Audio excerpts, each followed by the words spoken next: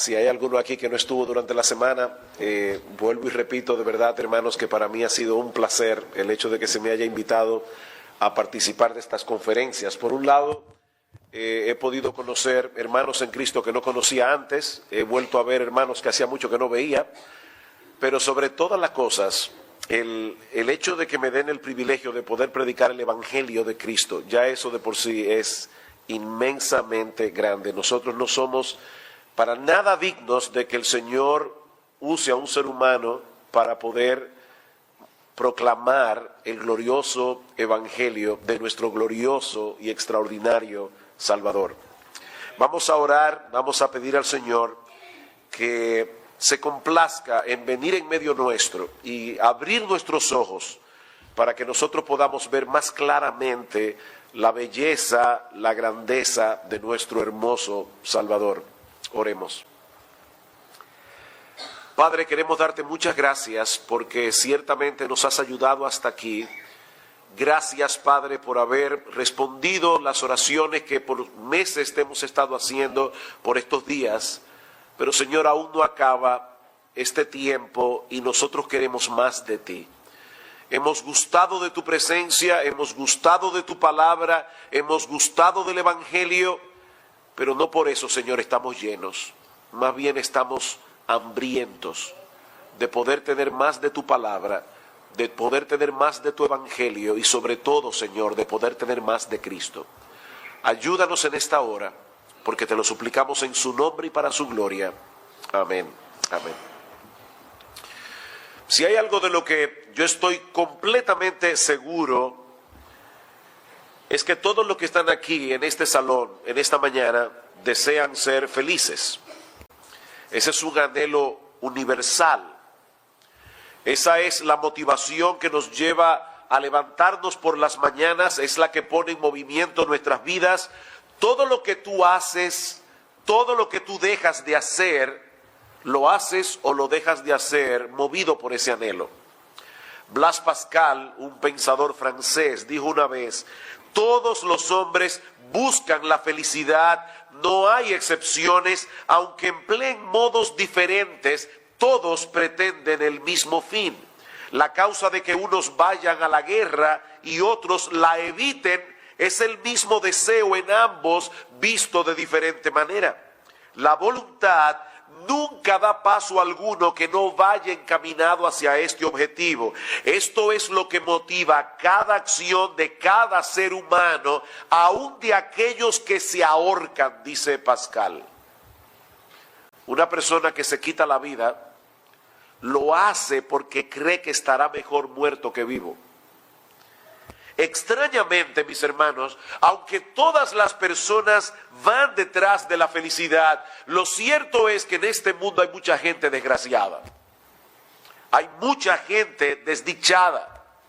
Y aún aquellos que en algún momento experimentan gozo y alegría, en algún momento se van a dar cuenta que ese gozo y esa alegría no dura por mucho tiempo. A la luz de esa realidad, deberíamos llegar a una de dos conclusiones: o la felicidad no existe, o los hombres están muy confundidos con respecto a lo que significa ser feliz y cómo podemos llegar a serlo. Y en la mañana de hoy quisiera exponer el texto que leyó nuestro hermano Mario al principio. Es un pasaje de los Evangelios que tiene mucho que enseñarnos acerca del tema de la felicidad. Mateo capítulo 10. Evangelio de Mateo capítulo 10, pero vamos a leer esta vez los versículos 34 al 39. El hermano Mario leyó el pasaje paralelo en Lucas, nosotros vamos a leer el pasaje paralelo en Mateo. Mateo capítulo 10, versículo 34 al 39, dice así la palabra de Dios: no penséis que he venido para traer paz a la tierra, no he venido para traer paz, sino espada, porque he venido a poner en disensión al hombre contra su padre, a la hija contra su madre, a la nuera contra su suegra, y los enemigos del hombre serán los de su propia casa. El que ama a padre o madre más que a mí no es digno de mí. El que ama a hijo o hija más que a mí no es digno de mí. Y el que no toma su cruz y sigue en pos de mí no es digno de mí. Y aquí está el pasaje en el que quiero concentrarme en esta mañana. El que haya su vida la perderá, y el que pierda su vida por causa de mí la hallará.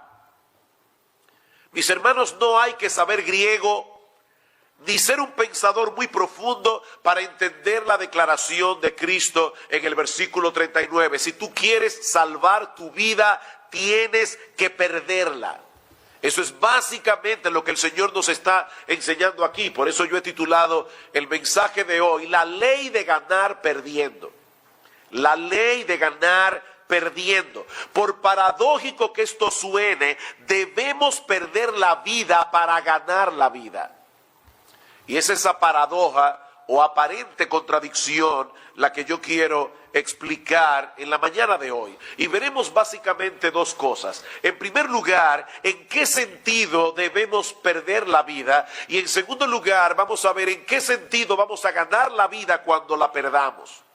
Así que empecemos en primer lugar respondiendo la pregunta, ¿en qué sentido es que nosotros debemos perder la vida?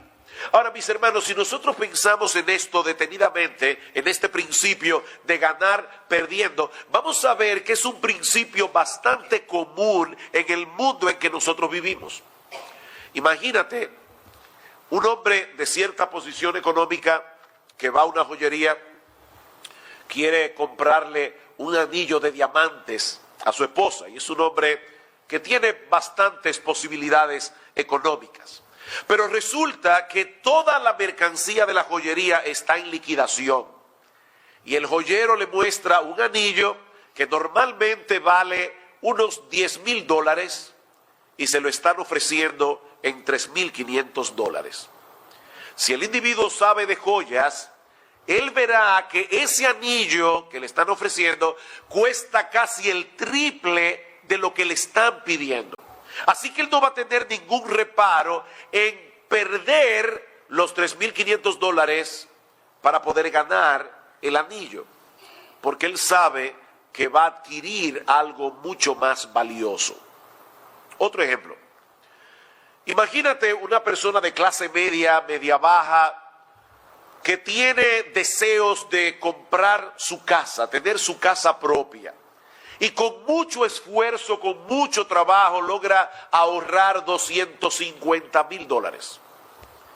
Y por fin encuentra la casa apropiada, en el lugar apropiado, en el precio apropiado. Y cuando está a punto de comprar la casa, descubre que tiene una enfermedad mortal y que va a tener que someterse a un tratamiento que cuesta exactamente $250,000. Si este hombre aprecia su vida, él va a tener que perder los $250,000 para poder ganar la casa. En ambos casos se aplica la ley de ganar perdiendo. Si el esposo que va a la joyería no quiere perder los $3,500, él va a perder el anillo. Y si este otro hombre que quiere comprar la casa no quiere perder la casa, va a perder la vida. Ahora, hermanos, estas dos ilustraciones simplemente demuestran que el principio de ganar perdiendo es bastante común en el mundo en que vivimos. Pero, estos dos ejemplos en realidad no encajan del todo con la enseñanza del texto que vamos a exponer. Porque Jesús no está hablando aquí de una especie de transacción comercial. Si tú me das tu vida, yo te voy a dar la salvación.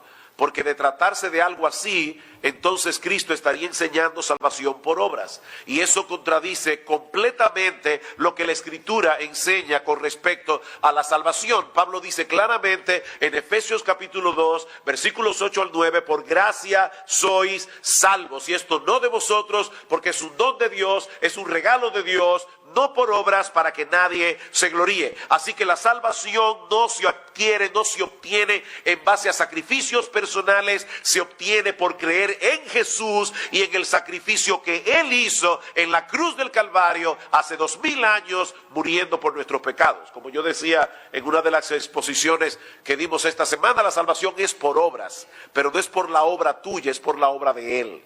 Él hizo todo lo que era necesario para salvarnos. Y nosotros tenemos simplemente que aceptar esa salvación, abrazar esa salvación y abrazar a Cristo por medio de la fe. Así que si tú estás aquí sin Cristo en esta mañana, debo decirte que no importa lo que hagas, no importa lo que dejes de hacer, tú nunca serás merecedor de que Dios te reciba en su presencia para tener contigo comunión por los siglos de los siglos. Así que no es una transacción comercial la que Jesús está planteando aquí, sino la realidad de que seguirlo a Él implica una lealtad que se opone radicalmente a nuestro orgullo y a nuestro egocentrismo. El seguir a Cristo implica una lealtad que se opone radicalmente a nuestro orgullo y a nuestro egocentrismo. Mis hermanos, ¿saben por qué muchas personas rechazan el cristianismo? Ellos pueden poner muchas objeciones, aún de tipo intelectual, pero la razón por la que las personas rechazan el cristianismo, por supuesto me refiero al verdadero cristianismo, es porque venir a ser cristiano significa, en primer lugar, dejar de confiar en uno mismo, dejar de confiar en tu decencia, dejar de confiar en tu moral, dejar de confiar en tu religión, dejar de confiar en tus buenas obras y confiar únicamente en Cristo y en su obra redentora. En otras palabras, creer en Cristo implica el reconocimiento de que yo no soy la gran persona que toda la vida yo he creído ser. Ese es el problema. Sino que soy un pecador merecedor del juicio de Dios. Mi amigo, yo no sé si tú estás aquí en esta mañana y tú profesas ser cristiano, pero es mi deber decirte con la autoridad de la palabra de Dios que si tú nunca te has visto a ti mismo como una persona merecedora del infierno, tú no eres cristiano. No importa si te bautizaste en una iglesia, es más, puedes ser hasta diácono o líder de una iglesia. Si tú nunca te has visto a ti mismo como una persona tan pecadora que mereces justamente la condenación del infierno, tú no eres cristiano. Pero no solamente eso. Venir a ser cristiano también implica dejar a un lado tus valores, tus intereses, tus deseos, tus anhelos, para abrazar los valores, los intereses, los anhelos, la voluntad y deseos de Él. Se trata de un cambio radical en el curso de tu existencia. Confiar en Jesús es confiar en Jesús. Suena muy elemental, ¿verdad? Confiar en Jesús es confiar en Jesús y en nadie más, ni siquiera en ti mismo. Seguir a Jesús es seguir a Jesús y a nadie más. Cristo dice claramente que sus ovejas oyen su voz y no seguirán la voz de los extraños. En estos días conocí a un señor que estuvo en República Dominicana dando una conferencia, y él decía que él tenía un amigo que tenía un perro entrenado. Yo no entiendo por qué razón este perro fue entrenado para matar. Él pertenece a un comando especial y el perro está entrenado para matar. Y le decía él a su amigo, me encantaría ver al perro por lo menos haciendo algo. Verlo en acción, no matando a nadie, pero verlo más o menos quizá con un muñeco o algo. Y el amigo le decía, créeme, tú no quieres ver eso. Tú no quieres ver eso. Y luego el amigo le preguntó, ¿y qué si yo digo la palabra que tú le dices para que el perro ataque? Y el amigo le dijo, él no va a atacar a nadie, porque él fue entrenado a seguir solamente mi voz. Él no va a atacar a menos que yo le dé la orden. Bueno, mis hermanos, Cristo dice en Juan capítulo 10, mis ovejas oyen mi voz. Y no seguirán la voz de los extraños. Seguir a Cristo es seguir a Cristo. Por eso el Señor dice en Lucas capítulo 10, el texto que leyó Mario, 14:33, el texto que leyó el hermano Mario al principio, si pues, cualquiera pues que no renuncia a todo lo que posee, no puede ser mi discípulo. ¿Tú oíste eso? Eso no es lo que se predica mucho en las iglesias en el día de hoy. Cualquiera pues que no renuncia a todo lo que posee, no puede ser mi discípulo. ¿Significa eso que para seguir a Jesús debemos venderlo todo y repartirlo a los pobres? No, pero sí significa renunciar a todo. Es interesante cómo en Lucas capítulo 19 se nos narra la historia de Zaqueo y dice que cuando Zaqueo se convirtió, él prometió dar la mitad de sus bienes a los pobres. Él no dio todo lo que tenía, pero renunció a todo lo que tenía. En el momento en que Zaqueo se convirtió, el dinero dejó de ser su Dios. Por eso pudo hacer ese desprendimiento. Una persona que tiene el dinero como un ídolo no pudiera hacer lo que Zaqueo hizo. Así que el punto no está en darlo todo, es en renunciar a todo. John Piper dice, renunciar a todo lo que usted tiene no siempre significa la venta de todo, pero renunciar a todo significa que todo lo que tenemos está totalmente a la disposición de Jesús para los fines que le agraden y que nunca se opongan en el camino de la obediencia radical a su mandamiento de amor. En otras palabras, yo tengo que amar y en el amor probablemente voy a tener que desprenderme de mis bienes. El que sigue a Jesús está dispuesto a hacer eso. Eso es lo que Jesús demanda de aquellos que desean seguirle a Él. Mis amados hermanos, se trata de una lealtad tal que no permite ningún tipo de rivalidad. Ni siquiera el rival de tu propio yo. El que no lleva su cruz y viene en pos de mí, no puede ser mi discípulo. Hay que tomar la cruz. Y déjenme aclararles, porque esto es algo que se oye mucho cuando se habla de la cruz, que cuando Cristo dice aquí, toma tu cruz, Él no está haciendo referencia a ningún tipo de aflicción personal, como una enfermedad, un marido necio, una esposa necia, un hijo malcriado, un problema económico. La gente dice, mi marido es mi cruz. No, esa no es tu cruz. No es de esa cruz que el Señor está hablando aquí. La cruz de la que Cristo está hablando aquí es el instrumento donde debemos darle muerte a nuestro orgullo y a nuestro egoísmo. Es de esa cruz que Cristo está hablando aquí. Lo que eso implica en la práctica es que cuando los intereses tuyos se interpongan con los intereses de Jesús, tú vas a poner los intereses de Jesús por encima de los tuyos. Es de esa cruz. Y lo mismo vamos a hacer con nuestros valores, lo mismo vamos a hacer con nuestros deseos, con nuestras decisiones, con nuestros bienes, con toda nuestra vida. La gente que me conoce saben que uno de mis héroes en la fe es el Dr. Martin Lloyd-Jones. Yo soy fanático de Martin Lloyd-Jones, me encantan los sermones de Martin Lloyd-Jones. Yo creo que es la persona que más me ha influenciado en mi vida personal y en mi vida ministerial. En estos días tuve el privilegio de darlas en una escuela dominical de nuestra iglesia, la biografía de Martin Lloyd-Jones, y definitivamente fue un hombre excepcional. Martin Lloyd-Jones a los 21 años de edad ya estaba graduado de cirujano. Y el médico de la corona, el médico real, lo tomó a los 21 años como asistente de él. Era un hombre excepcional. Thomas Horder, el médico de la corona, decía que él no conocía una persona más aguda, más inteligente que Martin Lloyd-Jones a los 21 años de edad. Pero cuando este hombre sintió el llamado de Dios a ministrar la palabra de Dios en un lugar pobre de Gales, despreció completamente todos los privilegios que tenía, despreció completamente esta carrera que podía hacerlo rico millonario por venir a ser pastor y ministro del evangelio, y fue uno de los hombres que más impactó el evangelicalismo en el siglo XX.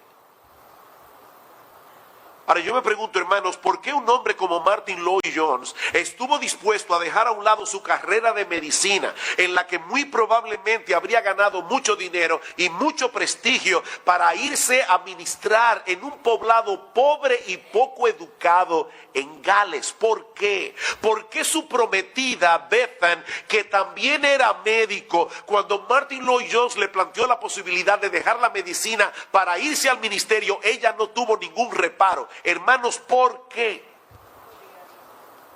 El Señor no le pide a todos los médicos cristianos que dejen su carrera, ni a los arquitectos cristianos, ni a los abogados cristianos. El Señor no pide eso. Pero todo médico cristiano, todo arquitecto cristiano, todo abogado cristiano, todo lo que sea cristiano, debe estar dispuesto a hacer la voluntad de Dios, cualquiera que ésta sea. Es en ese sentido, mis amados hermanos, que nosotros debemos perder la vida.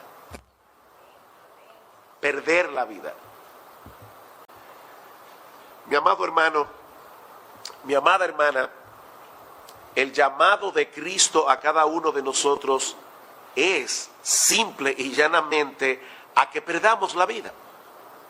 A que estemos dispuestos a seguirlo a Él, no importa el costo, porque un costo habrá. La salvación es gratis, pero hay un precio por seguir a Cristo. La salvación a Él le costó todo, pero hay un precio por seguir a Cristo, eso tenlo por seguro.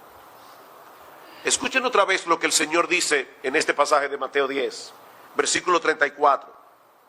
Vamos a leer desde el versículo 21 y luego saltaremos al 34.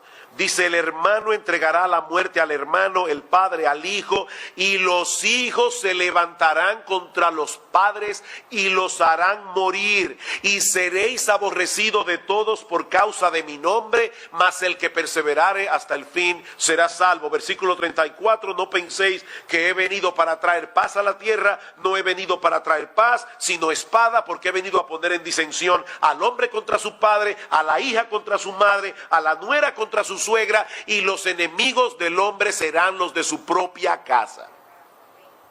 ¡Wow!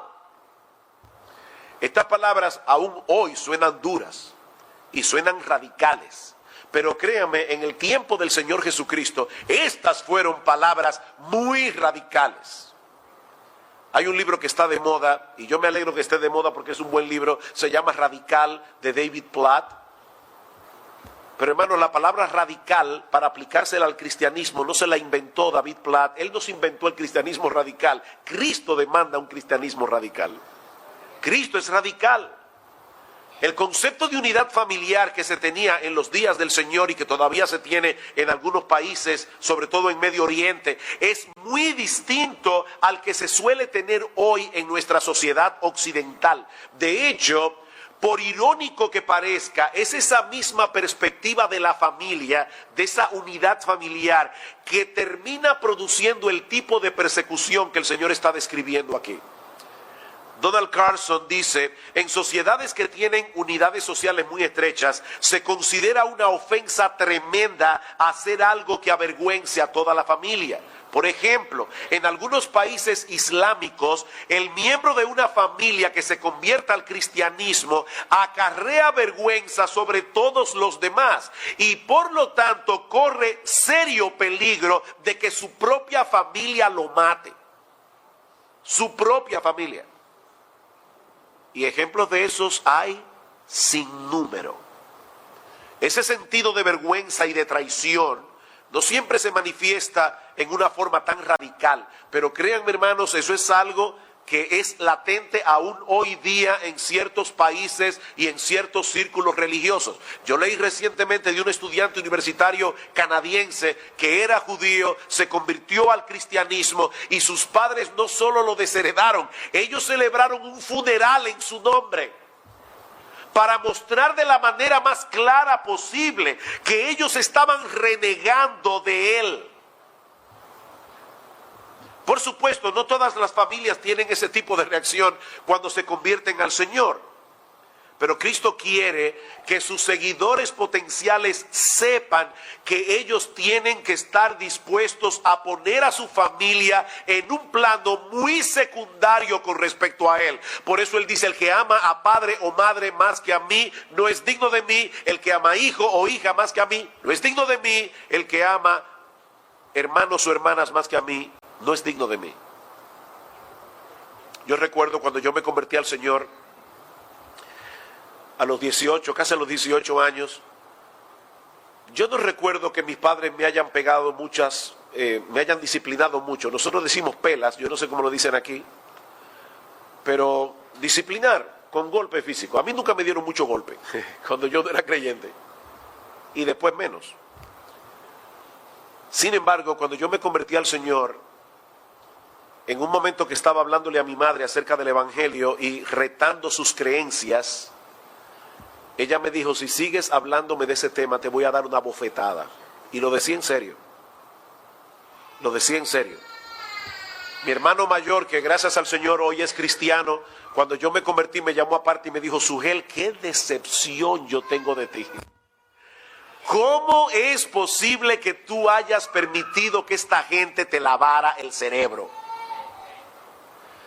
Mis hermanos, hay un costo por seguir a Cristo. Es tal la distancia que separa la lealtad que el cristiano le debe a Cristo y la que le debe a la familia, que si comparamos una lealtad con la otra, parecerá aborrecimiento familiar. Es a eso que se refiere Lucas, en el pasaje de Lucas 14, cuando dice, el que no aborrece a padre o madre no puede ser mi discípulo. Es en ese sentido. Cuando yo comparo el amor que yo le tengo a Cristo y el que debo tenerle a mis padres, es tal la distancia que el de mis padres debe parecer aborrecimiento.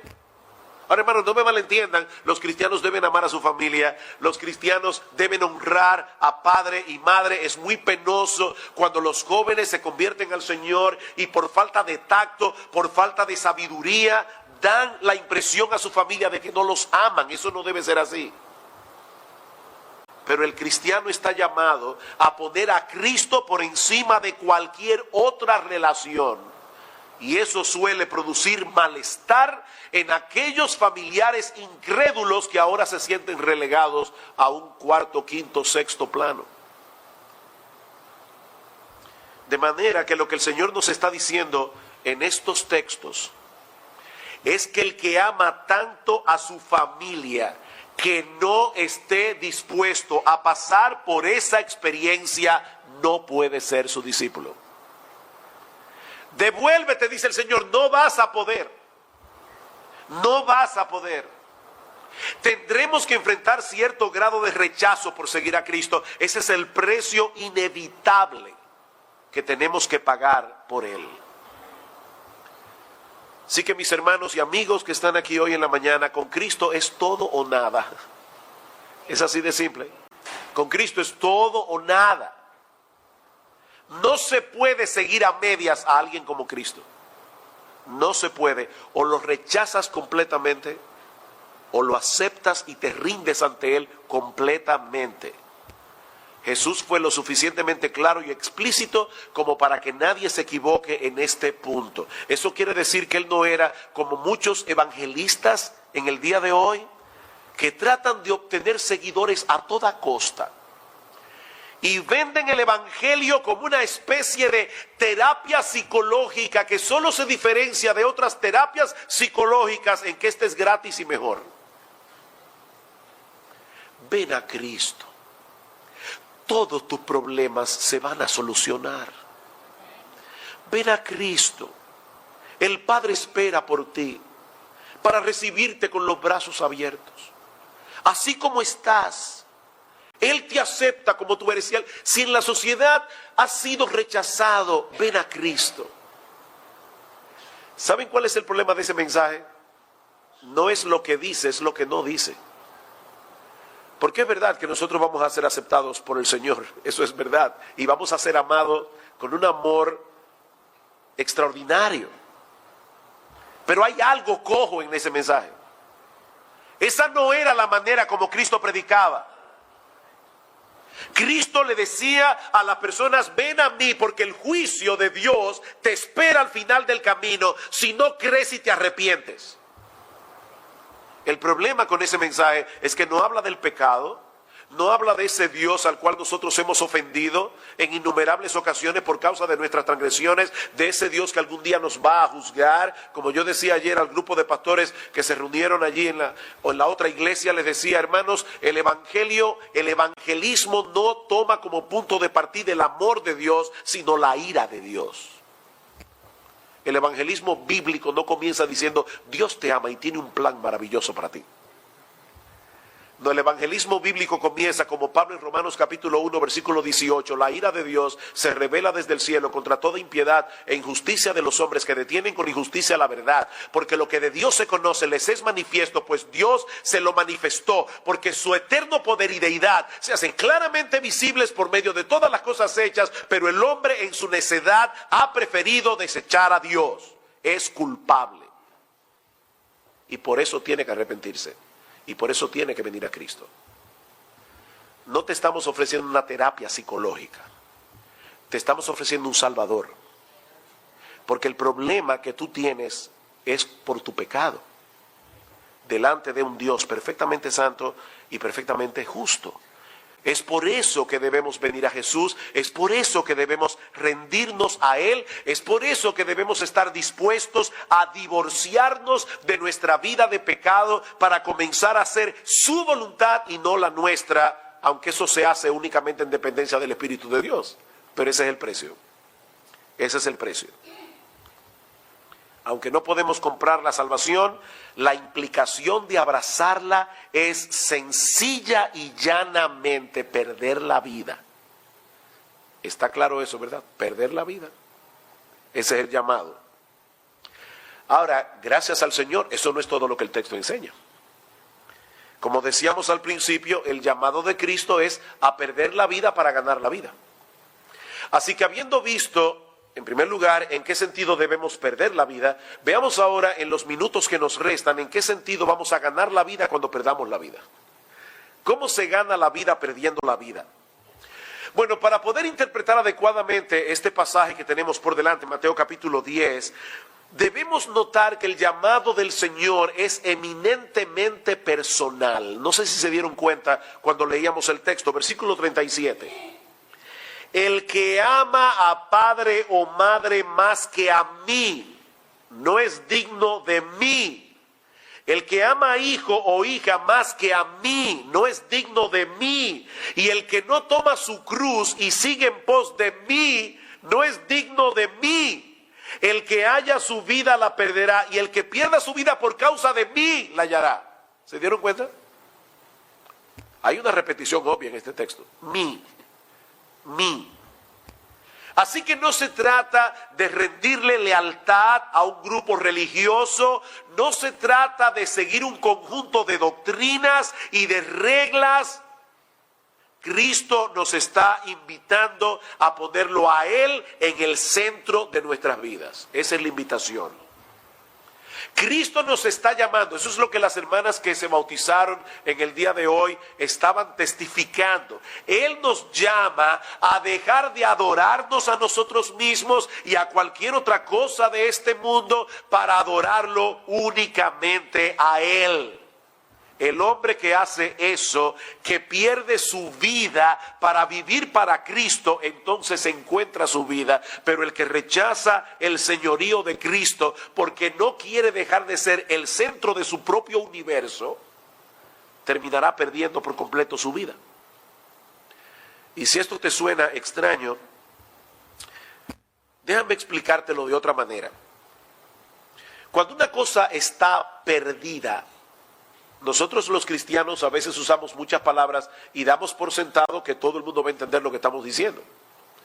Tenemos un lenguaje cristianés, ¿verdad? Que a veces el mundo no entiende. Hablamos de una persona que apostata y decimos, se fue al mundo, y los inconversos piensan, ¿y dónde vivía antes? ¿En qué planeta? Entonces no hablemos cristianés, vamos a explicar esto de la mejor manera posible. Si el mundo allá afuera está perdido, pero ¿en qué sentido está perdido? Bueno, cuando una cosa está perdida, ya no tiene utilidad para su dueño. Si yo pierdo la llave de mi casa, esa llave todavía posee la capacidad de abrir la puerta de mi casa. Una vez la encuentre, yo puedo volverla a usar como antes la usaba. Pero mientras esa llave esté perdida, a mí no me sirve para nada. Bueno, mis hermanos, de la misma manera, el hombre fue creado para glorificar a Dios y para gozar de Él por siempre. Ese es el propósito de la existencia humana. Pero el pecado entró en escena, el hombre se volvió un idólatra, el hombre comenzó a adorar a las criaturas, comenzó a adorarse a sí mismo en vez de adorar a Dios. En ese sentido, el hombre está perdido porque ya no puede funcionar para hacer aquello para lo cual fue creado. El hombre en su pecado está arruinado. Imagínese que usted va a una joyería a comprar un reloj y le dice, mira, aquí tenemos en especial este reloj, es un reloj increíble, es un reloj que te da las 4 fases de la luna, el día de la semana, hasta te dice la temperatura, puede anotar tu agenda, te recuerda los compromisos que tú tienes. Es un reloj impresionante, es a prueba de agua, es a prueba de fuego, es a prueba de bala, es a prueba de golpe. Lo único malo es que no da la hora. Tú dirás, bueno, mira, realmente para lo que yo quiero el reloj es para que me dé la hora. Todo lo demás está fantástico, pero yo quiero un reloj que me dé la hora. Bueno, el hombre es un ser inútil. No en el sentido de que no puede hacer muchas cosas, pero el hombre no puede hacer aquello central para lo cual fue creado. En ese sentido, el hombre es un inútil, está arruinado. Escuchen cómo lo describe Pablo en Romanos capítulo 3, no hay justo ni aun uno, no hay quien entienda, no hay quien busque a Dios, todos se desviaron, a una se hicieron inútiles, no hay quien haga lo bueno, no hay ni siquiera uno. El hombre espiritualmente hablando no sirve para nada. ¿Suena duro? Es lo que dice la Biblia. El hombre en su pecado espiritualmente no sirve para nada. La buena noticia es que Cristo vino a buscar y a salvar lo que se había perdido.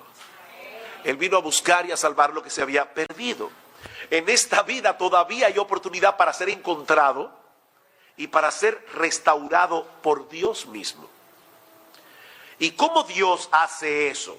Abriendo los ojos de nuestro entendimiento por medio del Evangelio para que podamos vernos a nosotros mismos como lo que somos, pecadores, culpables, merecedores del juicio de Dios.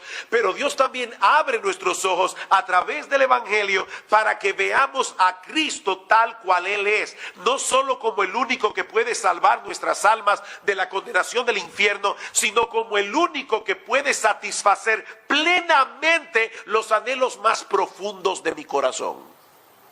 Ese es Cristo, el Rey de Reyes y el Señor de Señores. Así que el llamado de Cristo no es a que tengamos una vida monótona y gris. Así es como mucha gente ve el cristianismo. O sea, me están invitando a que yo deje los placeres que me gustan por vivir una vida santa y aburrida. No, ese no es el llamado del Evangelio. Ese no es el llamado del Evangelio. Su llamado es a que dejes de desperdiciar tu vida viviendo para lo que nunca podrá brindarte satisfacción y por primera vez en tu vida comiences a vivir la vida. Ese es el llamado. Juan capítulo 10, versículo 10, yo he venido para que tengan vida y para que la tengan de sobra, para que la tengan en abundancia. Como dice Jonathan Edwards, Jesús sabía que todos los seres humanos buscan la felicidad. Por eso los dirigió al camino correcto y les dijo lo que tenían que hacer para ser bendecidos y felices. A veces yo escucho a cristianos que dicen, la vida cristiana no es fácil. ¿Han oído eso? Gente que dice eso, creyentes que dicen eso, la vida cristiana no es fácil. Bueno, yo creo que esas personas tienen algo de razón, pero sospecho que lo están diciendo no en el sentido correcto. El Señor Jesucristo dice en Mateo 11:28, venid a mí, todos los que estáis trabajados y cargados, yo los haré descansar. Eso es lo que Él ofrece. Llevad mi yugo sobre vosotros y aprended de mí que soy manso y humilde de corazón y hallaréis descanso para vuestras almas, porque mi yugo es fácil y ligera mi carga. Y Juan en su primera carta nos dice que los mandamientos de Dios no son gravosos. Primera de Juan 5:3. ¿Qué es entonces lo que hace difícil seguir a Cristo? Yo creo que John Piper tiene mucha razón cuando dice que el problema no es que Jesús sea un amo difícil, sino que el mundo es un lugar en el que es difícil disfrutar a Jesús por encima de todo lo demás. ¿Captan la idea? Y ahora escuchen, Piper otra vez. Nuestra propia tendencia suicida a disfrutar otras cosas debe ser aplastada primero. ¿Oyeron eso, hermanos? Todos nosotros tenemos una tendencia suicida a echarnos en los brazos de aquello que nos daña y a huir de aquello que nos bendice y nos alegra la vida. Tenemos una tendencia suicida. En otro libro, John Piper dice, ese es el problema más profundo que tiene el pecado. Consiste en un intercambio suicida de algo que tiene un valor y una belleza infinitos por un sustituto inferior, muy inferior y fugaz. ¿De dónde sacó Piper esa idea? Bueno, de muchos textos de la Biblia, pero viene a mi mente Jeremías capítulo 2, versículos 12 y 13. Espantaos, cielos, sobre esto y horrorizaos. Desolaos en gran manera, dijo el Señor, porque dos males ha hecho mi pueblo. Me dejaron a mí fuente de agua viva y cavaron para sí cisternas rotas que no retienen agua. ¿Qué cambio más estúpido? Y miren, mis hermanos, Dios no habla por hablar. Dios no habla por hablar. Y Él dice aquí que es espantoso cuando las personas hacen esa clase de intercambio. Cuando tú dejas a Dios por algo de este mundo. Eso es un insulto a Dios y es una estupidez. ¿Saben por qué es una estupidez? Porque es imposible que las cosas creadas me brinden más satisfacción que aquel que las creó. No es así. Es imposible que las cosas creadas puedan brindarme más satisfacción que aquel que las creó. Esta tarde en la iglesia Camino Nuevo, un mensaje gratis. Vamos, o sea, ¿cómo se llama? Un comercial gratis. Vamos a estar predicando acerca de la idolatría. Porque cada vez que nosotros pecamos, los cristianos, es porque somos unos idólatras. Si usted cree que la idolatría es solamente para los paganos, lea su Biblia con cuidado y se va a dar cuenta que Dios le advierte a los cristianos que se cuiden de la idolatría. Primera de Juan capítulo 5 versículo 21, una carta dirigida a cristianos, termina diciendo, hijitos, guardaos de los ídolos.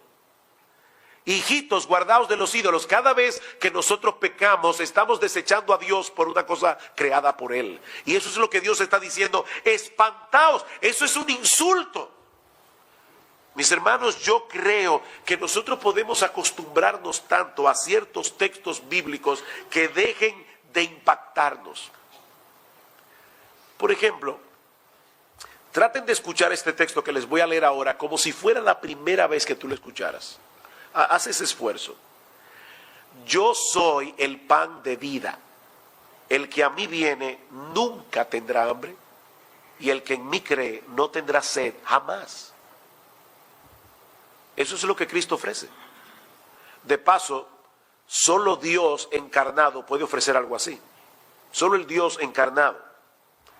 Él está ofreciéndote saciar plenamente tu alma con aquello que es infinitamente valioso y eternamente duradero, es decir, con Él mismo. Cuando Jesús nos llama a negarnos a nosotros mismos, en realidad nos está llamando a perseguir un gozo más profundo. Nos está llamando a perseguir un gozo más duradero. Por eso Él compara el seguirlo a Él con aquel hombre que vende todo lo que tiene para comprar un campo que tiene un gran tesoro. Y dice que Él lo vende gozoso, porque Él sabe que está adquiriendo algo mucho mayor. Como dice alguien, esto es como el padre que le dice a su hijo que está enfermo y que no quiere tomar la medicina porque sabe mal, tómate esto. Y se lo está diciendo como una orden. tómate esto, pero es por su bien. O como el individuo que está en medio de un desierto a punto de morir deshidratado y llega el equipo de rescate y le dice, tómate esta agua. Tómate esta agua.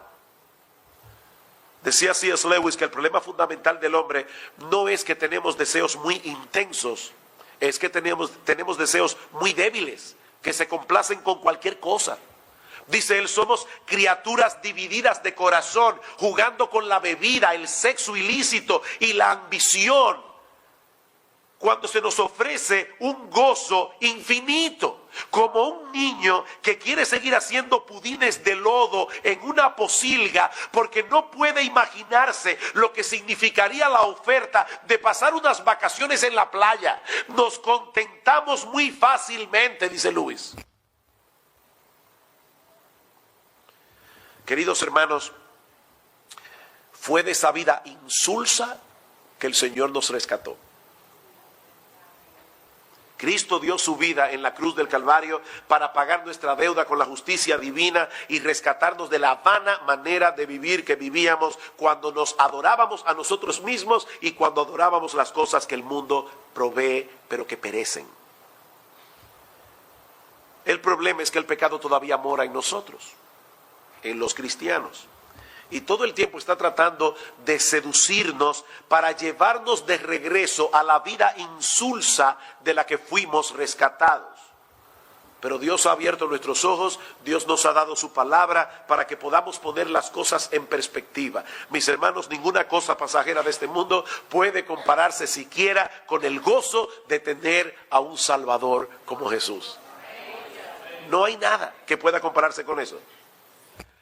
Ha sido por Él y solo por Él que recibimos el perdón de todos nuestros pecados, el don de la vida eterna, la reconciliación con Dios y el gozo incomparable y sublime de conocerlo a Él. Así que, hermanos, debemos mantenernos en pie de guerra en dependencia del Espíritu de Dios contra esa tendencia suicida de nuestros corazones a buscar deleite y satisfacción en cosas que no tienen ningún valor, en cosas que no pueden saciar plenamente a ningún ser humano. El que bebe de esa agua volverá a tener sed, pero el que bebiere del agua que yo le daré no tendrá sed jamás. Para eso murió Cristo en la cruz del Calvario, para remover todo obstáculo pecaminoso de nuestros propios corazones, de manera que podamos ahora deleitarnos exclusivamente en Él. Y si tú estás aquí sin Cristo, si tú nunca antes te habías visto en la disyuntiva de tener que renunciar a tu propia vida, a una vida vivida de espaldas a Dios, sin importarte en absoluto su gloria, sin importarte absoluto su voluntad revelada en su palabra, yo te ruego, amigo mío, que consideres seriamente lo que Cristo nuestro Señor te está diciendo hoy en la mañana a través de ese pasaje de las Escrituras. El que quiera salvar su vida la perderá, pero el que pierda su vida por causa de mí la salvará. La ley de ganar perdiendo. Mi amigo, no continúes haciendo pudines de lodo en una pocilga cuando Cristo te invita a venir a Él para conocer por primera vez en tu vida lo que significa vivir realmente.